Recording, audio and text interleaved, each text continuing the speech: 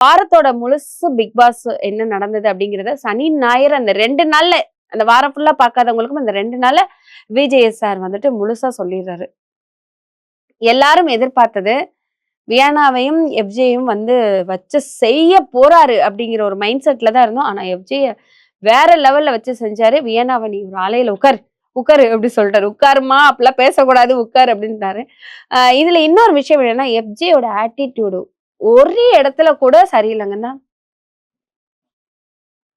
அப்படிங்கிற மாதிரி விஜய் சாரே மதிக்கல. பார்வதி பத்தி பே நீ வந்துட்டு கைய கட்டு போட்டது வந்துட்டு சமைக்க கூடாது, பார்வதி வேலை பார்க்கட்டுங்கிறதுக்காக தான் சொல்லிட்டு சொன்னது கூட விஜய் சார் சொல்றாரு. அப்பயே சிரிக்கிறாரு.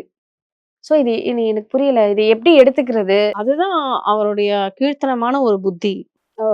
அது நம்மளுக்கு கிளியரா தெரிஞ்சிருச்சு இல்லையா இந்த வாரம். எனக்கு என்னன்னா, இன்னும் ஸ்ட்ராங்கா இருந்திருக்கணும் அந்த ரோஸ்ட் அப்படிங்கிறது. நல்லா கேட்டுருக்கணும். ஆமா, என்னுடைய அது கருத்து. இப்ப அந்த குறியீட வச்சு எவ்ளோ பேசுனீங்க சார்.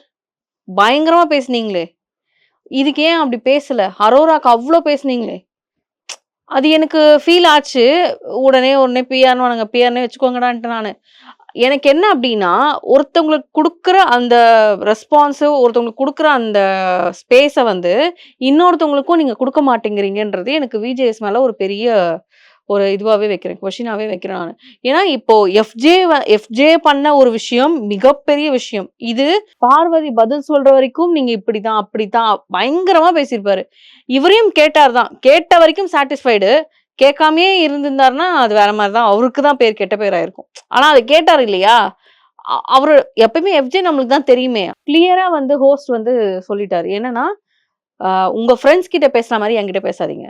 அதான். உங்க ஃப்ரெண்ட்ஸ்க்கு ரிப்ளை பண்ற மாரி என்கிட்ட ரிப்ளை பண்ணாதீங்க. அப்படிங்கிறத வந்து நான் ஹோஸ்ட். நீ வந்து நான் சொல்றத தான் நீ கேட்கணும். நீ என்ன சொன்னாலும் நான் கேட்டு போணுன்ற அவசியம் கிடையாது எனக்கு. அப்படிங்கிறத அந்த இடத்துல விஜய் வச்சது வந்து எனக்கு ரொம்ப புடிச்சிருந்தது.